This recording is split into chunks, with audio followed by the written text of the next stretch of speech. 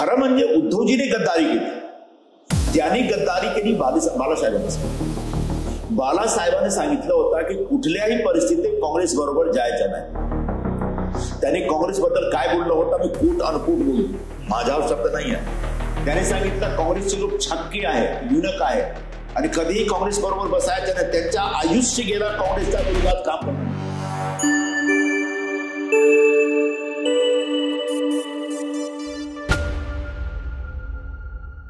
तू एकदम राष्ट्रहितचं काम कर आणि मी पण राष्ट्रहितच्या विरोधात जातो, माझ्या विरोधात तुम्ही.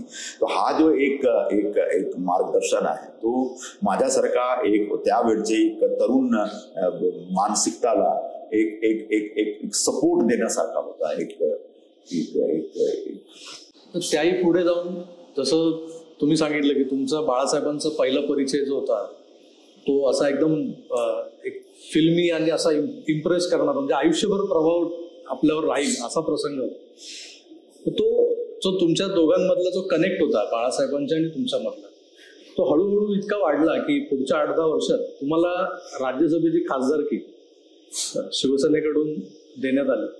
तिथपर्यंत तुमची उंची, तुमचं वजन वाढणं संघटनेत म्हणा किंवा एकंदरच सामना परिवारात, त्यामागचं कारण काय होतं? हा एक योगायोग होता. ऐसा होता कि उद्धव जी ने एक आइडिया दी कि न्यूज़पेपर में एक ऐसा कॉलम शुरू करिए जिसमें बाला साहब का सीधे संवाद हिंदी भाषियों के साथ. तुम्ही एक कॉलम डिजाइन केलं, खुला मंच. खुला मंच मतलब बाला साहब के आपके सवाल और बाला साहब के जवाब. आपको जो पूछना है तुम्ही चिठ्ठी पाठवा माझ्याकडे. तो बाला साहब ने विचारलं मी कसं असं मी सुरू करू का कॉलम, ना सुरू करू. तर पहिल्यांदा जेव्हा मी अनाउंस केला ऐसा बॉक्स म्हणून खुला मंच हम लोग शुरू कर रहे हैं और बाला साहब के साथ आप संवाद स्थापित करिए, जो मन में सवाल कीजिए. पहिल्या दिवशी म्हणजे पहिला वीक 4-5 हजार चिठ्ठी आली. हे पोस्ट कार्डवर बाला साहब आप एक माझ्या अजून पण मला माहित आहे, आठवत आहे की एकाने प्रश्न केला की बाळासाहेब तुम्ही शिवाजी महाराज संभाजी महाराज एवढं तुम्ही प्रेम करता, आदर करता, पण संभाजी भिडीच्या काय? तेव्हा तो प्रश्न इंटरेस्टिंग होतं. आता संभाजी भिडीच्या काय, माझ्यासाठी पण एक तरच एक नवीन ट्रेनिंग होतं. त्याच्या संभाजी भिडी होत आहे का? तो ऐसा मुस्लिम लोग सवाल पूछने लगे, दंगे में आपका हाथ है तो आप हिंदी भाषी लोगों को क्या करना चाहिए, पर प्रांतीय लोगों को क्या करना चाहिए. तो एक वेगवेगळा प्रश्न आणि खूप प्रश्न. आणि तेव्हा मी जेव्हा मी सांगितलं बाळासाहेबांना की बाळासाहेब 5,000 चिठ्ठी है, क्या करूँ, सब लिख गया. अच्छा ठीक है साहब जाएंगे. तो त्या दिवसापासून एक रेग्युलरचा असा एक ट्रेंड सुरू झाला की प्रत्येक आठवड्यात 2-3-4 दिवस रात्री त्यांच्या संध्याकाळी 6-7-8 वाजता त्यांची जो अपॉइंटमेंट वगैरे संपल्यानंतर ते मला बोलवत होते आणि चिठ्ठी घेऊन मी असं बसत होतो. आणि तो चिठ्ठी कई बार ऐसा बड़ा सवाल झाला तर बाल ठाकरे तुम एक आतंकवादी हो, मैंने चिट्ठी दे रख दिया. मैंने क्या क्यों रख दिया, बताओ क्या क्वेश्चन है. मैंने अच्छा नहीं, बताओ तो क्या है.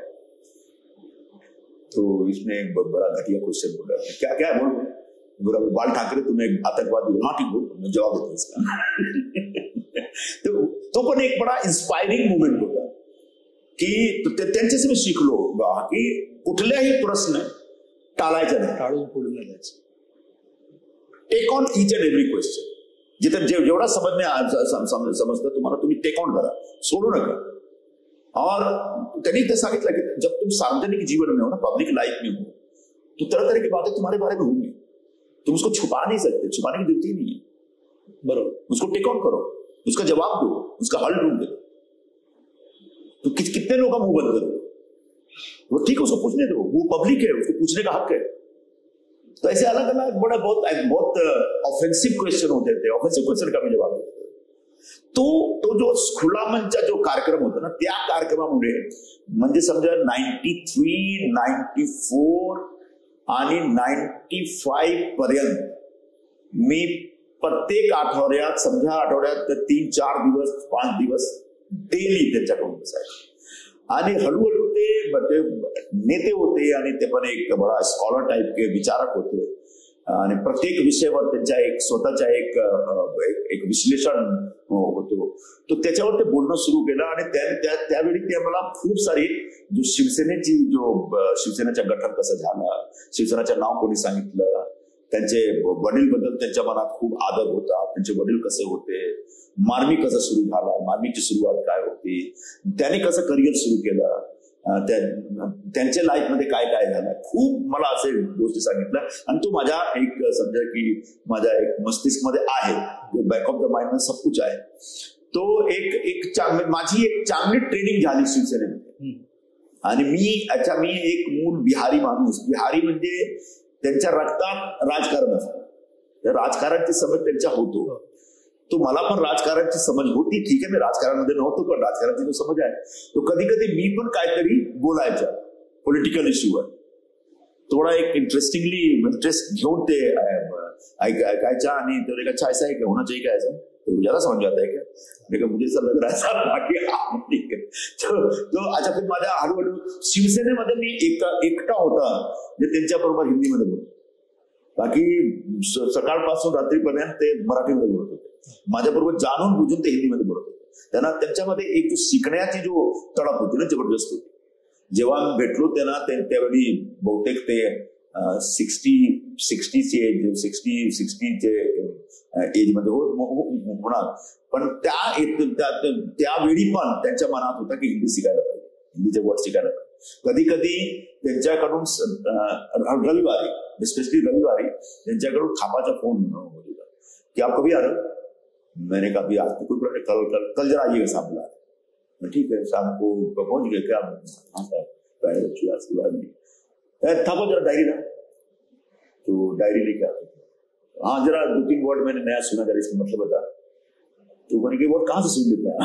बोला तुम्हारा गाड़ी वाला एडिटर है ना, तो आज तक फक्त एक न्यूज आइटम दूरदर्शन, तब आज तक चॅनल नव्हता, आज तक टेलिव्हिजन पर दूरदर्शनवर एक अर्धा तासचा एक न्यूज प्रोग्राम, ते न्यूज प्रोग्राम जो प्रेझेंट करणारे जर्नलिस्ट होते ना, सुनील प्रताप सिंह, जबरदस्त माणूस, जबरदस्त one of the best Hindi journalist.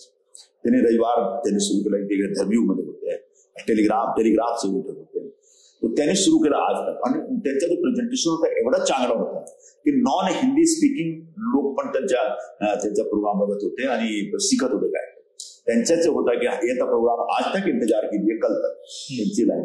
तो बोला तुम्हारा वो दाढ़ी वाला क्या बोलता मुझे, क्या अरमान का मतलब करने के बाद सब ये उर्दू शब्द है, तो क्या उर्दू तुम लोग क्यों यूज करता है. हम लोग हिंदी वाले बहुत उर्दू शब्द यूज करते हैं अरमान का. तो त्याच वेळी मला उस उम्र में भी उनके अंदर जो सीखने की जो तड़प थी वो कमाल था. वो उससे सीखना चाहिए हिंदुस्तान के या दुनिया के हर व्यक्ति को. कभी भी आदमी को सीखने से पीछे नहीं हटना चाहिए. तो असा एक प्रवास आहे. तो त्यामुळे त्यांच्या खूप कित्येक विषय मला असा माहित आहे जो मुझे नहीं लगता कि उद्धव जी को पता होगा. शिवसेनेबद्दल, शिवसेनेचे स्थापनाबद्दल, एक प्रबोधनकारने कसं हँडल केला वेगवेगळा प्रसंग. अच्छा, तेव्हा माझ्यासाठी सगळे विषय जो नवीन होता, मला जास्त प्रबोधनकारचं नाव मला कधी माहित नव्हतं. नाही, यात एक गोष्ट मला जाणून घ्यायची की तुम्ही जेव्हा बिहारमधून दिल्लीला आला तुमचं करिअर करायला, जर्नलिझम हे तर सुरुवात होती, तुमच्या डोक्यात फिल्म आणि बॉलिवूड वगैरे सगळं हे होतं. तुमची आयडिओलॉजी काय होती बेसिकली? हा एक जबरदस्त सब्जेक्ट आहे. मी जेव्हा कॉलेजमध्ये होतो तेव्हा असा काही आयडिओलॉजी वगैरे नाही माझ्याकडे. अजून इंटरमिडिएट मध्ये जेव्हा मी अभ्यास करत होतो तेव्हाची माझ्याकडे डायरी आहे, मी तुम्हाला दाखवू शकतो. इंदिरा गांधी और नेहरू जी की कविता लिखतात मी, ओरिजिनली कवी होते. तो असा काही नाही की मी एकदम से राईटिस्ट किंवा लेफ्टिस्ट. पण कॉलेजच्या जमान्यामध्ये एक लोकल न्यूजपेपर होता, नव बिहार टाइम्स, नव बिहार. तो कविता लेके चला गया था मैं उनके पास, एडिटर के पास. एडिटर कविता पढ़ के बड़ा खुश होकर छाप दिया. तो कविता छप कर फिर बुलाया मुझे, फिर चला गया. मैंने कहा कहानी भी लिखी है, छाप. तो फिर मैं कहानी देके आया. उसके बाद मैंने रेडियो में कहानी भेजी थी, तो रेडियो से कोई जवाब नहीं आया, पटना रेडियो से. तो फिर उनके साथ बैठे, तो वो SUCI के बिहार के हेड थे. SUCI म्हणजे एक स्टुडंट नाही, एक एक्स्ट्रीमिस्ट लेफ्टिस्ट ग्रुप आहे, socialist union of communist India असं काय, SUCI, मतलब जैसे CPIML, CPI, CPM असाच एक होता, फार एक्स्ट्रीमिस्ट होते थे रवि जी, एकदम कट्टर कम्युनिस्ट। तब मुझे कम्युनिज्म समझ नहीं आता, तब मुझे वो सिखलाने लगे। मार्क्स ने कहा, एंजल ने कहा, ये कहा, लेनिन ने थे, स्टालिन ने थे, सब ऊपर से निकल जाता, समझ में नहीं आता था। लेकिन थोड़ा बहुत फिर शाम को बुलाते थे, शाम को उनकी कोई बैठक होती थी, बैठक में सर्वहारा, प्रोलेटेरियट, तो सब सुनते थे, नए नए वर्ड सीख रहे थे। मतलब कॉलेज, मतलब त्यावेळी माझी उम्र होती, वय होती फक्त 16-17 साल। 17 साल की एक एकदम से, अभी मैं गांव में से पढ़ के आया था, मेरा गांव से मैं हाई स्कूल गया था, तो नई नई चीजें मिलती थी। तो 2-3 मीटिंग में गया मैं, तो मैंने कहा ठीक है, अच्छा है, कुछ नई नई चीजें बता दें, गरीब का काम होना चाहिए, मजदूर का काम होना चाहिए, झोपड़पट्टी, ये वो सब सुन रहा था। तो एक त्याच वेळी माझ्याकडे पटना रेडिओ से एक चिठ्ठी आला की तुमची जो कहानी आहे ना, आम्ही अप्रूव्ह केलेला आहे, आता तुम्ही कहानी, मतलब कहानी सुनाने के लिए आप रेडियो पे आइए, नरेट करा। हाँ, तो ये अपने लाइफ का सबसे बड़ा अचीवमेंट था उससे, पहली कहानी रेडिओ पे। अच्छा, त्यावेळी काय, रेडिओ म्हणजे एकच विषय, एकच माध्यम होता एंटरटेनमेंटचा, टीव्ही नव्हता, न्यूजपेपर मधला एकदम ड्राई। तो आमच्याकडे, मतलब आमच्या बचपन से मुझे BBC, all India radio, news, कहानी, नाटक सुनने की आदत थी। तो रेडियो का एक जबरदस्त क्रेज था, तो रेडियो पे मेरी कहानी अप्रूव हो गई। तो खुशी खुशी कॉलेज से निकला, साइकिल थी, उसी के आगे मेरा एक कॉलेज था, तो साइकिल ले लिए, कॉलेज से आ गया मैं रवि जी के पास। और रवि जी को मैंने बताया, सीनियर थे, काफी सीनियर थे, रवि जी मेरी कहानी ना, दोषी कौन, ये कहानी मेरी पटना रेडियो पे अप्रूव हो गई, चिट्ठी आई। तो गुस्सा में दिख रहा है, नहीं जाना रेडियो पे, रेडियो पे तुम जाओगे तो तुम सत्ता के गुलाम हो जाओगे, तो ये नशा है, तो ये मतलब हम लोग को सर्वहारा की राजनीति करनी है सर। कहानी नहीं सुनाओ, ठीक है गुरु, कभी बताता हूँ। कहानी लिया, जेब में रखा, नहीं, उसके बाद तो गया ही नहीं। एक बहुत ब्रीफ इन्काउंटर माझा झाला कम्युनिस्ट बरोबर। मुद्दाम विचारला, कारण बिहारी म्हटलं की थोडंसं कुठेतरी मी कॉलेजमध्ये खूप ऍक्टिव्ह होतो, कल्चरल इंचार्ज था, नाटक करते थे, सारे प्रोग्राम करते थे सब। मैं मतलब अपने कॉलेज का सबसे एक्टिव स्टूडेंट था मैं, और मेरे टीचर वगैरह मेरे से बड़े पूछ लेते थे। और मैंने वो हमारा कॉलेज कैसा कॉलेज है, कॉलेज के बारे में छेड़ दिया तो बताया आपको। हमारे कॉलेज में हर साल एक मर्डर होता है। अरे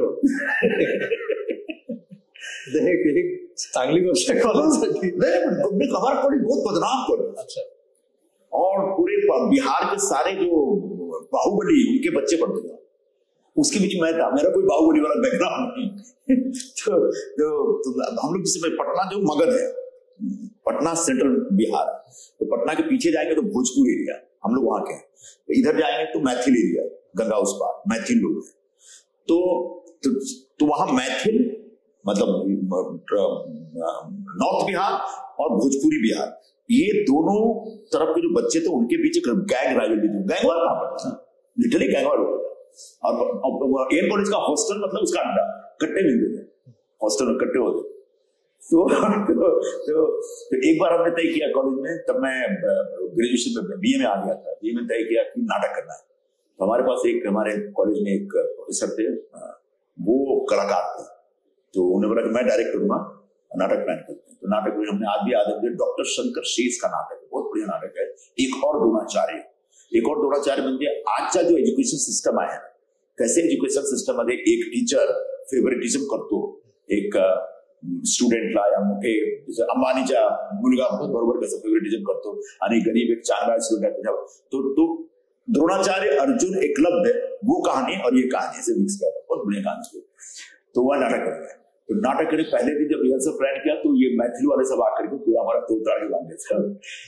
तो वही नाटक नहीं होगा, मैं पढ़ना है कॉलेज में नाटक नहीं होगा, क्या बदमाशी चल रहा है सर, बंद करो सर। तो मैं भोजपुरी है, तो भोजपुर के जो बदमाश थे, उसमें से आज भी मेरा एक दोस्त, उसका बेटा मुझे मिलता है कभी, मैंने उसके बाद में भाई देखो वो नाटक करना, वो सारे बदमाशी कर रहे हैं, मदद करो, कल से शुरू करो, रिहर्सल शुरू करो। तो पूरा जो भोजपुरी वाले जो गैंगस्टर थे स्टूडेंट, कट्टा लेके कट्टे के बीच हम लोगों ने रिहर्सल शुरू किया और आखिरकार प्ले किया हमने। अच्छा। और उसके बाद पूरे स्कूल कॉलेज एडमिनिस्ट्रेशन का मेरे पर बहुत विश्वास हुआ है कि you are very good manager, very good leader, you can lead, you can communicate, you can coordinate with people, इस तरह से करके। तो उस समय तक हमारे कोई विचारधारा वाला इशू नहीं था, कोई आइडियोलॉजी वाला कोई काही इशू नव्हता। तो एक शॉर्ट एन्काउंटर होता माझ्या लेफ्टिस्ट बरोबर आणि त्यानंतर मी ग्रॅज्युएशन केला। मी बीएससी ऑनर्स कर रहा था मैथमेटिक्स में। मैथमेटिक्स कैलकुलस पढ़ते पढ़ते कैलकुलस पढ़ के आगे क्या होना, ये कैलकुलस का कोई उपयोग है? क्योंकि बगैर में घर वालों को बताया मैं पॉलिटिकल साइंस चला गया, पॉलिटिकल साइंस में ट्रांसफर ले लिया, एडमिशन ले लिया और पढ़ाई शुरू कर, ताकि मैं लिखने पढ़ने का काम करता रहूं। मैं कहानी लिखता था, कविता लिखता था, न्यूज़पेपर में जाके रिपोर्टिंग करता था। तो उस समय तक मैं ये सब करने लगा था और उस समय करने का बहुत बड़ा कारण ये था कि 2 पैसे मिल जाते। गरीब घर से आते थे, पैसे नहीं होते थे। मैं ट्यूशन करता था, ट्यूशन करके कमाता था और उससे मैं अपना स्कूल कॉलेज का फी भी भर देता था, एक कपड़े भी खरीद देता था, मैं लेता नहीं था घर से। तो इस चक्कर में लिखता रहता था कि चलो 25 रुपए तो मिल जाएंगे, 25 रुपए बहुत होता है उस समय। तो ये सब करते करते करते करते आइडियोलॉजिकली आई नेवर अलाइन विद एनीवन टिल देन। बाकी इंडियामध्ये हिंदुस्थानमध्ये जेवढे न्यूजपेपर मॅगझिन होतो ते मध्ये वापरत होतो मी न्यूज, आणि ते तिकडे पैसे पर आहे। त्याच वेळी पांचजनीकडून असा एक ऑफर आला आणि पहिल्यांदा मी पांचजनी मधलं आरएसएसच्या कोणी मुखपत्र आहे त्यांच्याकडे गेलो, त्यांच्या ऑफिसमध्ये काम करणार सुरू केलं आणि त्याच्या रज्जू भैया वगैरे मोठे मोठे संघाचे प्रमुख होते, त्यांच्याच येता भेट झाली आणि त्यांच्याबरोबर चर्चा सुरू झाली। म्हणजे एकदम से माझा जो आयडियोलॉजिकली प्रिमिटिव्ह एज होता आणि ते एज मध्ये सर्वप्रथम माझा जो क्लोज एन्काउंटर झाला तो एक आरएसएसचे लोकांबरोबर पांचजनमध्ये। शुक्लाजी जो आमचे संपादक होते, स्वतः प्रचारक होते, संघीचे संघीचेही होते, त्यांच्याकडून खूप शिकण्याचा एक संधी भेटली मला। त्या सगळ्या आयडियोलॉजीचा तुमच्यावर कुठेतरी प्रभाव असणार आणि त्यामुळे नंतर तुम्ही जेव्हा बाळासाहेबांशी तुमचं कनेक्शन आहे ना जोडलं गेलं आणि मग त्यातूनही खासदारकी, म्हणजे तुम्ही जेव्हा बाळासाहेबांच्या जवळ, म्हणजे तुम्ही सतत 3 ते 4 वर्ष त्या खुला मंचच्या माध्यमातून बाळासाहेबांशी रोज भेटीगाठी, आणि मग त्यातून तुमच्यातला स्पार्क बाळासाहेबांना जाणवलं आणि बाळासाहेबांनी खासदारकी दिली, असंच झालं असेल बहुतेक। सांगू शकता तुम्ही असं, कारण की 1995 मध्ये जेव्हा त्यांची सरकार आली इकडे, त्यांच्या एकच लक्ष होता विधान भवनावर भगवा फडक होणारच, त्यांचा एक असा नारा होता। त्यावेळी 94 आणि 94 मध्ये जे तेव्हा महाराष्ट्राचे दौरेवर निघाले तेव्हा ते आम्हाला घेऊन गेले, मी आणि संजय राऊत बरोबर। संजय राऊत येत होते जात होते, पण मी त्यांच्या बरोबर अख्खा महाराष्ट्र फिरला, लातूरमध्ये, सोलापूरमध्ये, नाशिकमध्ये, संभाजीनगर, नागपूर। तो रेग्युलर त्यांचं भाषण ऐकायचा, भाषण समजण्याचा प्रयत्न करायचा, त्याच्यावर रिपोर्ट बनवायचा, पाठवायचा। रात्री कधी कधी ते बोलवत होते, काय रे कसं झालं रे, काय कैसा बरं तुम्हाला, कैसा लगा तुमको, आता तुम्ही ऊपर से निकल के आगे तो नहीं आता था, लेकिन चला पब्लिक क्या बोल रही है, तुम क्या बोल रहे हैं। तो एक रेग्युलर त्यांच्या बरोबर एक आमचा संवाद झाल्यानंतर आता मतलब बाळासाहेबांमध्ये एक जिद्द होती की कुठल्याही परिस्थितीत यावेळी भगवा फडक होणारच, तो एकच लक्ष आहे। तो आमचा पण तो लक्ष झाला, माझा पण तो लक्ष झाला कि कुछ भी हो, साहब ने बोला है कि सरकार आ रही है, सरकार हम भी लिखने उखने में लग गए, कस के खूब रिपोर्टिंग करे, भाग दो, मतलब एक शिवसैनिक जैसा काम करने लगे। तब तक मैं मतलब सामना आने से पहले मैं कोई शिवसैनिक नहीं था, लेकिन सामना में इतना चूंकि एक माउथपीस था और एक फैमिली वाला मामला था, तो मैं उसका हिस्सा बन गया, तो शिवसेना का एक हिस्सा बन के काम करने लगा। 95 मध्ये जेव्हा त्यांची सरकार आली तेव्हा मातोश्रीचं पुनर्निर्माण सुरू झालं, मातोश्री डिमॉलिश केले आणि ते होते तिकडे पारसी कॉलनीमध्ये माटुंगा, काही दिवस त्याच ठिकाणी एक हादसा झाला, त्यांची मिसेस मासाची डेथ झाली। त्याच वेळी एकदा मी बसलो होतो, मैंने ऐसे बोला कि साहब आप लोकसभा के लिए क्या सोच रहे हैं, लोकसभा के लिए ज्यादा कैंडिडेट अपना काय घेना देना है। महाराष्ट्र सरकार चाहिए उम्मीद गया आपको दिल्ली से नहीं, बोले दिल्ली में बीजेपी के साथ सरकार बना रहे, तो वहां पर आपके पास ज्यादा एमपी होने चाहिए। तो रुक अच्छा आइडिया अच्छा, और भी किसी ने बताया था, तुझे किसने बोला मुझे बोल के आ गया। तो ऐसे अलग अलग इश्यूज पे मैं अपना कमेंट देता था और उनको अच्छा लगता, मुझे लग रहा था कहीं ना कहीं वो लाइक कर रहे हैं। एक 96 मध्ये गणपतीच्या दिवशी, मतलब गणपतीच्या दिवशी सुट्टी असतो, चतुर्थीच्या दिवशी मी माझ्या घरी गणपती येत होते. गणपतीची पूजा करून दुसऱ्या दिवशी 1.5 दिवस गणपती, दुसऱ्या दिवशी मला एक करायचं होतं विसर्जन. तो विसर्जनच्या पूर्वी मी जरा एक ऑफिस जाऊन येतो असं मी सांगितलं आणि गेलो. तो ऑफिसमध्ये 12 वाजता मी पोहोचलो. तिकडे याचा मेसेज होता की बाळासाहेब ने अर्जेंटली बुलाया है मातोश्री पर. बाळासाहेब क्यों बुला रहे? भाई मैं कुछ गलत करूंगा तो फोन करके सीधे डांट देते, न तो ये बिहारी जल्दी जब छोड़ दे, बंद कर, मैं छोड़ूंगा नहीं. कभी अच्छा मैं भी एग्रेसिव शुरू से रहा हूँ. जब अच्छा वो भी एग्रेसिव, तो कई बार मेरा एग्रेशन उनके एग्रेशन से ऊपर चला जाता है. जैसे ऊपर जाता तो गुस्सा हो जाता है. तो मैंने कहा यार अगर कुछ गलत करते तो फोन करके डांट देते, और कुछ अच्छा करते तो तारीफ करने के लिए तो बुलाएंगे नहीं. ये तो एडिटर का काम है, क्यों बुला रहे हैं, चलो चले चलते हैं. तुरंत गाड़ी घुमाया. तब ये प्रबोधन का ठाकरे उड्डाण पूल नहीं था. तब फक्त एक सिग्नल होतं इकडे खालून जबरदस्त जाम.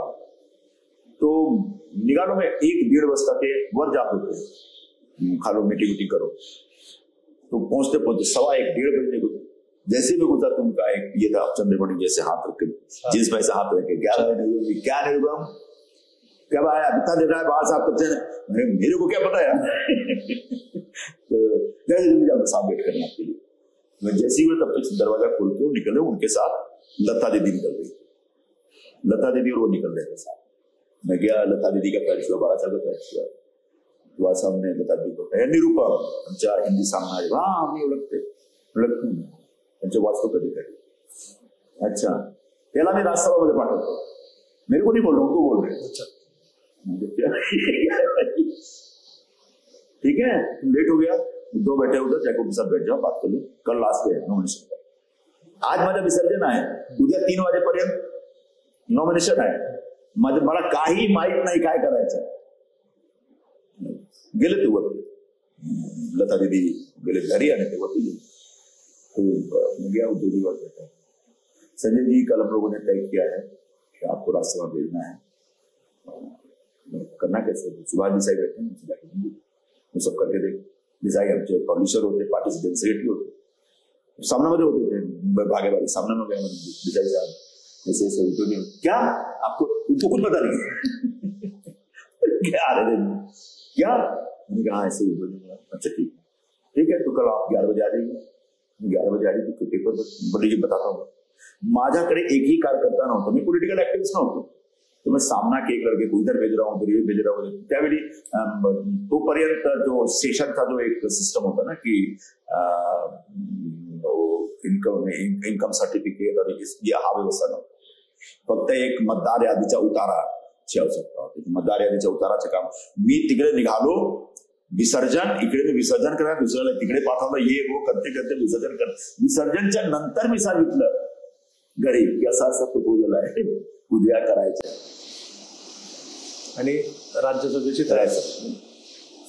मग तुम्ही 2 टर्म तुम्हाला राज्यसभा मिळाली, पण बिनसलं कुठे, म्हणजे बिनसलं कुठे आहे तुम्ही शिवसेना सोडण्याचा निर्णय घेईपर्यंत असं काय. हा तो एक मी सांगू शकत नाही की बाळासाहेबांचा दोष आणि कोणाचा दोष आहे, असा नाही आहे. एक त्यांच्याबरोबर काम करत होतो, त्यांच्या एक शूटर म्हणून काम करत होतो, त्यांचा एक जोरदार अग्रेसिव्ह चेहरा होतो मी दिल्लीमध्ये, आणि खूप काम केलं मी. जेव्हा मला राज्यसभा त्यांनी पाठवलं, त्याने मैं एक महीन्यात मी बाळासाहेबांकडे गेलो. हमने कहा बाळासाहेब इसे जो राज्यसभा में हम लोग को 50 लाख का 1 करोड़ का फंड मिलता है, एमपी फंड का, ये फंड मेरा तो नहीं, हा पक्षाचा आहे, तुमचा आहे. हे फंडचा उपयोग कसा करायचा तुम्ही सांगा. क्या बात करते, आज तक मेरे पास कोई खासदार नहीं आए बोल के, कोई खासदार नहीं बोला फंड आपका है. मैंने कहा आपने मुझे बनाया राज्यसभा का, ये खासदार करके इतना फंड है, तो ये फंडचा काय उपयोग आहे, काय करायचं तुम्ही ठरवा, पक्षातर्फे निर्णय घ्या. तो त्याने उद्योगीला सांगितलं. त्याने सांगितलं मला की तुम्ही नागपूर जा. नागपूरमध्ये रामटेक जो लोकसभा क्षेत्र आहे, तो रामटेक लोकसभा क्षेत्र फक्त 19,000 मतांनी आम्ही पडलो. तर यावेळी तुम्ही काम करा आणि त्या विभागात तुम्ही फंडचा वापर करा, आणि त्यामुळे तो आमचा जो नेक्स्ट इलेक्शन मध्ये आमचा उमेदवार येऊ शकतो. तो एक विधायी काम तिकडे करा. तुम्ही नागपूर फक्त एक खासदार निधीचा उपयोग करण्यासाठी गेलो. नंतर त्यांनी मला नागपूरच्या संपर्क प्रमुख बनवलं. नागपूरच्या नंतर अख्खा विदर्भचा संपर्क मला ईस्टर्न विदर्भ जो आहे तर विदर्भचा संपर्क प्रमुख झालो मी. वर्धा, यवतमाळ, चंद्रपूर, तो गोंदिया, भंडारा सगळ्याच्या काम दिलं. फिर युपीचा, तो बिहारचा, तो राजस्थानचा, तो मध्य प्रदेश सगळे मला पाठवले. जेवढे मतलब राम मंदिर आंदोलन मध्ये जेवढे मोठे मोठे कोऑर्डिनेशन कमिटीची मीटिंग आहे कोई त्याच्या बाळासाहेब मला पाठवत होते. आणि एनडीए मध्ये जे काही विषय होता त्या मला पाठवत होते. तो एक मी पण खूप एकदम जोरदार काम सुरू केलं आणि मग मी एन्जॉय करत होतो. मला असं वाटलं की आता देखो एक इतना बड़ा अभी अपन कभी सोचा नहीं था कि भाई यहाँ पर देश की सबसे बड़ी पंचायत में आके बैठ जाएंगे. तो आज एक मौका मिल गया तो यहाँ प्रूव करते हैं. यहाँ पर अगर if you have got something to prove ना मतलब एक अपॉर्च्युनिटी मिली है तो उसको ऐसे बर्बाद नहीं होने देते. त्याला घालवलं ना पाहिजे तर त्याचा उपयोग केला पाहिजे. तो पार्लियामेंट में मैंने अपना गरजना शुरू किया, बोलना शुरू किया, बाबा साहब का पॉइंट ऑफ व्यू रखना शुरू किया. और बहुत सारी कंट्रोवर्सी हुई, बहुत सारे इश्यूज भी हुए. थोड़ा सा कुछ लोग नाराज भी रहते थे मेरे से, कुछ लोग नाराज भी. तो वो एक कुछ ऐसा विषय आया कि मुझे लगा कि अब इससे ज्यादा शिवसेना के साथ अब नहीं चल सकता मेरा. और कहीं ना कहीं अच्छा फिर वो लोग बिल्कुल टेकन फॉर ग्रांटेड ले रहे थे. जो फ्लॅश पॉइंट बना तो फ्लॅश पॉइंट होता 2004. 2004 मध्ये उद्धवजीने मला सांगितलं की तुम्ही नॉर्थ वेस्ट मधून सुनील दत्तच्या समोर उभे राहा. तुम्हारे तो सुनील दत्त जो 2.5 लाख 3 लाख वोट से जीतते हैं उनके सामने चुनाव लड़ना. ठीक है साहब लड़ता हूं. तो मैंने कहा कि देखिए साहब मैं शिवसेना का 2 लाख वोट है या विभाग मैं 1 लाख वोट ले आऊंगा मेहनत करके. तब तक मैं पॉलिटिकली बहुत एक्टिव हो गया था, बहुत अंदर तक घुस गया. मैंने कहा मी 1 लाख वोट आणू शकतो पण तुमचे 2 लाख वोट जो आहे ना त्याच्यामध्ये काही कमी नाही झाला पाहिजे. नाही करेंगे सब लोग काम करेंगे. त्यावेळी माझ्यासाठी काम करत होतं अनिल परब उपविभाग प्रमुख होता, विनायकराव तिकडे प्रमुख होते. तो एक चांगला प्रचार केला मी, जबरदस्त प्रचार होता. मतलब सुनील दत्तच्या वेळी 2004चा जो माझ्या लोकसभाचा प्रचार होता त्यावेळी संपूर्ण हिंदुस्थानमध्ये जो 10 टॉप बेस्ट कॅम्पेन होता त्याच्यामध्ये एक कॅम्पेन होता आणि त्याच्यावर खूप अटेन्शन पण होता मीडियाचा.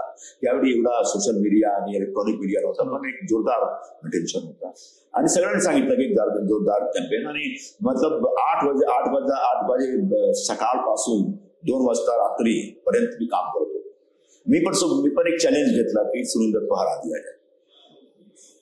एक जेव्हा समजा एक निवडणुकी प्रचारच्या 1-3 दिवस राहिला, 4 दिवस राहिला होता तेव्हा मी बाळासाहेबांना फोन केला की मैं 2 मिनट के लिए आता हूँ दिल्ली.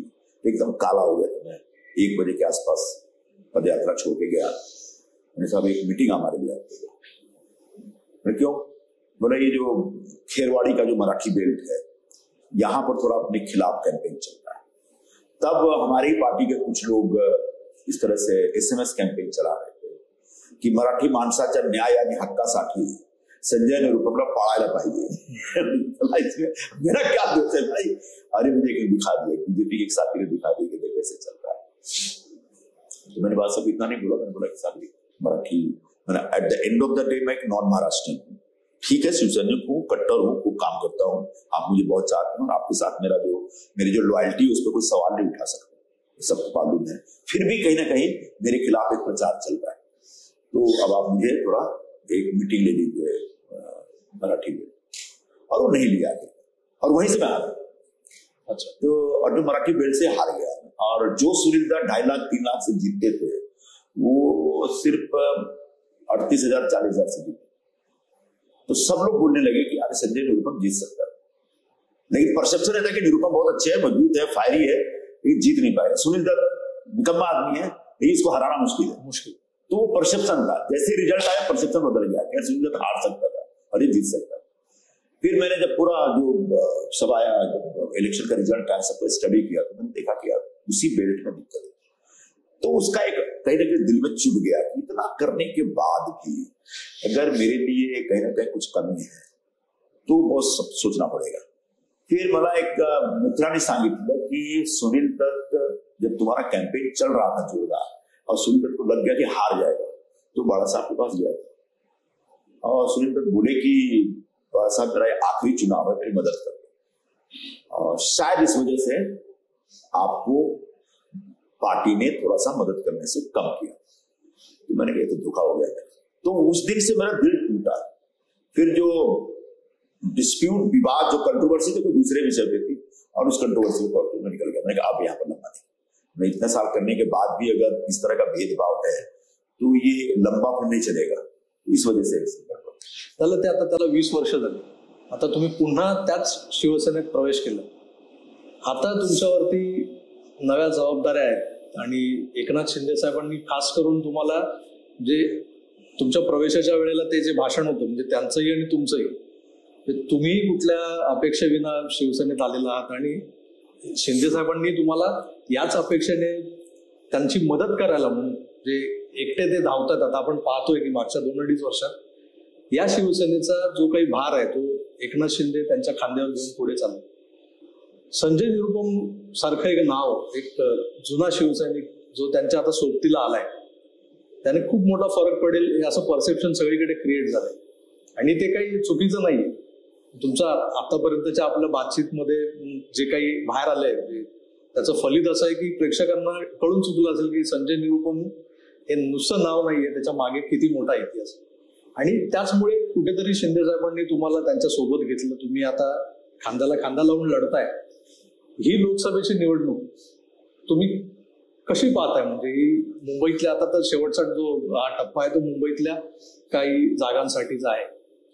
या जागांवर जे काही चित्र आहे, सुरुवातीला तुम्ही एक विधान केलं होतं की उभाटा शिवसेना जी आहे त्यांचा एकतरी उमेदवार जिंकेल का, असं तुम्ही म्हणून गेला होता. पण आज काहीतरी वेगळं चित्र निर्माण होतंय. कुठेतरी त्यांची प्रचारातली आघाडी म्हणा किंवा शिंदेच्या शिवसेनेकडून उमेदवार जाहीर करण्यात जो उशीर झालाय त्यामुळे जी काही शिथिलता आली आहे कार्यकर्त्यांमध्ये आणि तो फटका आता थोडा बसतोय असं दिसतंय प्रचारामध्ये. एकंदरच त्यांचे जे उमेदवार आहेत ते थोडेसे आघाडीवर आहेत, प्लस आहेत. म्हणजे सर्वे केले काही लोकांनी, मी एक पत्रकार म्हणून आतल्या काही गोष्टींबद्दल जाणून घेण्याचा प्रयत्न केलाय. तुम्ही विशेषतः ज्या भागात राहता तो जो मतदारसंघ आहे तिथे एक उमेदवार उभाटा सेनेचा आहे ज्याच्या विरुद्ध तुम्ही पहिल्या दिवसापासून रान उठवलं आणि आता ऐनवेळी रवींद्र वायकरांची उमेदवारी जाहीर झाली. ही जी लढत आहे त्या लढतीकडे तुम्ही कसं पाहता? मी जो उबाठाचे जे उमेदवार आहेत त्यांच्या विरोधात मी एकदम सुरुवातीपासून एक खूप आक्रमक असा प्रचार सुरू केला होता. त्याचप्रमाणे आक्रमक प्रचार आता चालत नाही, हा एक फॅक्ट आहे. तरीही मुंबईमध्ये एक नरेंद्र मोदीजीच्या नावाने एक मोठा वोट आहे, याच्यावर तुम्ही नकारू शकत नाही. हा एक फॅक्ट आहे. तो भाजपचा जो वोट आहे, भाजपच्या नावाने, मोदीजीच्या नावाने, तो वोट तो एकदम एक गठ्ठा येईल. आता मोठा प्रश्न आहे की जो उबाठाचा जो वोट आहे त्या वोट मध्ये किती आम्ही स्प्लिट करू शकतो.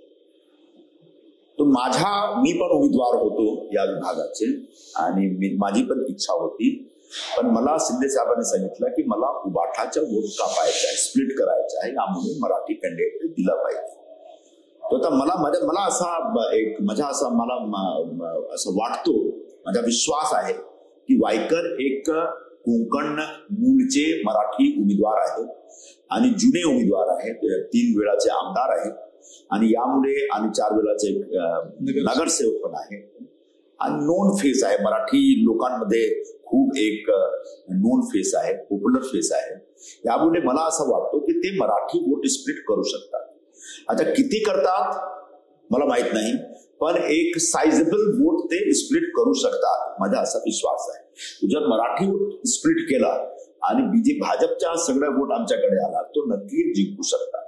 पण ज्याप्रमाणे माझा प्रचार होता आणि खिचडी चोर वाला विषय मी एकदम फ्रंटवर आणून प्रचार करत होतो त्याचप्रमाणे प्रचार होत नाही. सध्या परिस्थिती आहे शिवसेना विरुद्ध शिवसेना आहे. मतलब एकनाथ शिंदेजी जी शिवसेना विरुद्ध उभाठा आहे, एक कीर्तिकरच्या विरोधात वायकर आहेत. तो लोकांमध्ये पण थोडाफार कन्फ्युजन आहे. तो कन्फ्युजन दूर करण्याचा आम्ही प्रयत्न करत आहोत. पण तिकडे जो चालू आहे कीर्तिकरचा जो मुलगा कडून त्यांनी एक मराठी मतावर ते लक्ष देत नाही, त्यांनी मुस्लिम मतावर खूप लक्ष देत आहे. आणि ज्याप्रमाणे ते टोपी घालून तो निघत आहे, तर त्यांचं नवीन नाम झालेलं आहे अमोल मिया खिचडी चोर. आणि त्यांच्या प्रचारामध्ये ज्याप्रमाणे एक बॉम्ब विस्फोटच्या कन्व्हिक्टेड आरोपी फिरत आहेत त्यांच्या बरोबर, तो आता असं वाटतो की जो उबाठा आता हिंदुत्वाचा मुद्दा सोडलेला आहे. उबाठा कुठल्याही प्रकारे निवडून येण्यासाठी ते काहीही तडजोड करू शकतात, कोणाचाही समझोता करू शकतात. आणि आता बाळासाहेबांची जी भूमिका होती एकूण म्हणजे ते मुस्लिम विरोधी होते, मी कधी सांगू शकत नाही, कारण माझा असा विश्वास आहे की ते कधी मुस्लिम विरोधी नव्हते. त्यांनी ज्या मुस्लिमांनी मुंबईमध्ये दंगल घडवले या बॉम्ब विस्फोट घडवले त्यांच्या विरोधात होते, जो देशद्रोही आहे त्यांच्या विरोधात होते. आज त्या बाळासाहेबांचे जो सुपुत्र आहेत त्यांच्या नावाने जे पार्टी चालवतात, त्यांच्या उमेदवार जो एक आतंकवादी आहे, बॉम्ब विस्फोटचे आरोपी आहे, त्यांच्या बरोबर ते प्रचार करतात. आणि उद्धव ठाकरे करून कधीही प्रतिवाद झाला नाही या विषयावर, म्हणजे त्यांनी हिंदुत्व आता सोडलेलं आहे. आणि हा विषय हळूहळू मराठी लोकांच्या मनात जात आहे. आणि हा विषय जेव्हा मराठी लोकांच्या मनात जाईल, ते मराठी लोक शिंदे साहेबांकडे आणि जो मूळ शिवसेना आहे, ज्यांच्याकडे धनुष्यबाण आहे, ज्यांच्याकडे बाळासाहेबांचा विचार आहे, ज्यांनी बाळासाहेबांच्या विचारानुसार ज्यांनी भाजप बरोबर पुन्हा युती केली आणि हिंदुत्वाचे रक्षण केली, त्यांच्या बरोबर ते येणार. यामुळे मला असं वाटतं की या विभागात शिंदे साहेबांच्या कॅन्डिडेट शिवसेनाचा उमेदवार वायकर निवडून येऊ शकतात, मला असा विश्वास आहे. पण शिंदे साहेब तुम्ही खरं सांगितलं की एकटे आहेत आणि जोरदार प्रचार करत आहेत आणि खूप मेहनती माणूस आहेत. सकाळपासून ते सुरू करतात, 3-4 वाजेपर्यंत सकाळी दुसऱ्या दिवशी रात्री ते काम करतात. आणि कधी नाशिक तो पालघरहून घाटकोपर अंधेरीहून वरली असं करतात. तो खूप काम करत आहेत आणि त्यांच्या हात मजबूत करण्यासाठी मी त्यांचा पक्ष जॉईन केलेला आहे. आणि शिंदे साहेबांचा पुढे जो नवीन चॅलेंज आहे तो असेंब्लीचे इलेक्शन आहे, विधानसभा त्यापूर्वी मी पक्षामध्ये एक पक्ष बांधणी, संघटन बांधणी आणि संघटनला एक पूर्ण ताकद देण्याचा एक भूमिकामध्ये मी येऊ शकतो. पण आता एक लोकसभाची निवडणुकी चालू आहे आणि निवडणुकीच्या दरम्यान आलो तो काहीतरी एकदा प्रचार झाल्यानंतर त्यांच्या बरोबर बसून पुढे कसं काय करायचं, संघटनला कसं मजबूती द्यायचं, संघटनला तुमच्या ताकद कसं वाढवायचं मी करणार. तुम्ही आता आपण ज्या विषयावर चर्चा करतो की एकनाथ शिंदे साहेब ज्या पद्धतीनं कष्ट करतात, मेहनत करतात, पण त्याच्याच जर आपण विरोधातली काही गोष्टी ज्या आपण पाहिल्या तर उबाटाचे काही नेते आहेत की दुर्दैवानं त्यांच्या तोंडून असा प्रचार केला जातो, कधी कधी असे शब्द निघतात, गद्दार, त्यांच्या मुलासाठी मेरा बाप गद्दार आहे, अशा पद्धतीची जी विधानं येत आहेत. याचा अर्थ असा आहे की त्यांचा पराभव समोर दिसतोय म्हणून हे सगळं होत आहे, किंवा त्यांच्याकडे मुद्देच नाहीयेत एकनाथ शिंदेच्या विरोधात बोलण्यासाठी, किंवा मागच्या 2-2.25 वर्षात या नव्या महायुती सरकारनं जे कार्य केलंय, जी विकासाची कामं केली, ज्या पद्धतीने एकनाथ शिंदे काम करतायत, त्यांच्या कार्यपद्धतीबद्दल, त्यांच्या विकास कामांबद्दल ते खोडून काढण्याकरता किंवा काउंटर करण्याकरता यांच्याकडे मुद्दे नाहीयेत, असं काही आहे काय म्हणून हे गद्दार बिद्दार असं सगळं? एकनाथ शिंदेजी एक एकनिष्ठ शिवसैनिक होते आहेत आणि पुढे पण राहणार. शिंदेची जी जो लॉयल्टी आहे, एकनिष्ठता आहे, निष्ठावंत जो त्यांचं चरित्र आहे, त्याच्यावर तुम्ही क्वेश्चन मार्क टाकू शकत नाही. कारण असं आहे, त्यांची शिकवण आनंद दिघे साहेबांची करून झालेली आहे. ते बाळासाहेबांचे एक कट्टर समर्थक आहे. त्यांनी जो विरोध केला आणि विद्रोह केला त्या उद्धव ठाकरे यांच्या कार्यशैलीच्या विरोधात. उद्धव ठाकरेची फार अहंकारी, घमंडी, दंभी आणि जे स्वतःचे त्यांचे जो सहकारी आहेत त्यांच्याबद्दल फार संवेदनशील नाही आहेत. यामुळे एकनाथ शिंदे साहेबांना असा एक निर्णय घेण्याचा भाग पडला.